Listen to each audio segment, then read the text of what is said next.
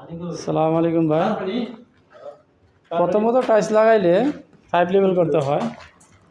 5 level করার পরে আপনি দেওয়ালে কোন কোন জায়গার মধ্যে ঘর বড় গিটার হইলে বড় দেওয়াল দিতে হয়তো 2টা বা 3টা দাগ নিতে হবে কোনায় কোনায়। তারপরে মনে করেন দাগ নেওয়ার পরে লেবেল করতে হবে, প্রতি জায়গায় কোনায় কোনায় একটা করে লেবেল করে তারপর সুতাটা না সম্পূর্ণ কাজ সঠিক করতে হবে।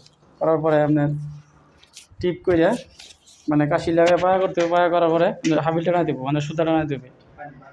সুতাটা নেওয়ার পরে দেখতে হবে সঠিক আছে কিনা, এই মাটা চেক করার জন্য।